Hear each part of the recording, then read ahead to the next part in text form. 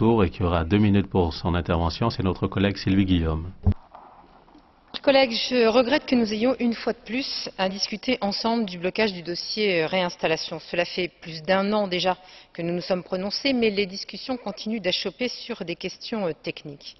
Nous sommes là très loin des préoccupations des réfugiés qui vivent dans des conditions extrêmement précaires, sans aucune perspective quant à l'évolution de leur situation. Aujourd'hui, plus qu'hier, il y a urgence à agir pour trouver enfin une solution à l'impasse institutionnelle dans laquelle nous nous sommes embarqués depuis beaucoup trop longtemps déjà.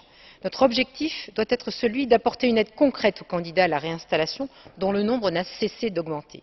Soyons honnêtes. Accorder la protection internationale à celles et ceux qui en ont besoin, ce n'est pas se contenter, même si c'est déjà difficile, de leur accorder un statut. Ce n'est pas un simple papier avec un coup de tampon dessus. Non, il s'agit de donner des moyens à ces personnes de reconstruire leur vie, et ceci en toute sécurité. Les chiffres parlent d'eux-mêmes. En 2010, seuls 4 700 réfugiés ont été réinstallés dans l'Union européenne, ce qui représente 4,4% de toutes celles qui l'ont été cette année-là.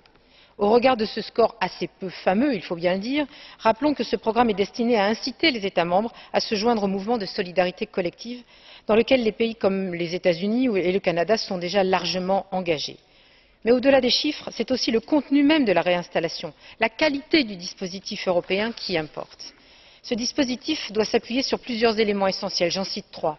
Une définition claire des critères de sélection, appuyée sur des notions de vulnérabilité et de besoin de protection. Des conditions d'accueil adéquates, ainsi qu'un accès aux soins, en particulier en matière de santé mentale, pour aider les réfugiés à se reconstruire.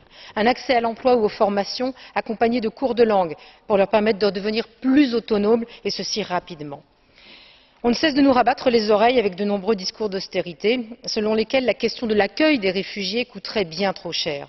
J'en profite pour rappeler que l'argent disponible du Fonds européen pour les réfugiés risque, si nous ne sortons pas de cette impasse, d'être inutilisable à l'horizon 2013. On marche donc sur la tête.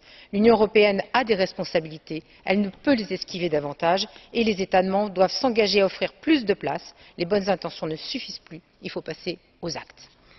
Gracias, Sylvie. Con esta intervención. Merci. Et sur cette intervention, on termine ce tour d'intervention. Nous passons à la procédure de Catch the Eye. Et nous avons 4 collègues qui se sont inscrits. Tout d'abord, je donne la parole à M. Agustín Díaz de Mera. Vous savez déjà que je coupe le micro au bout d'1 minute.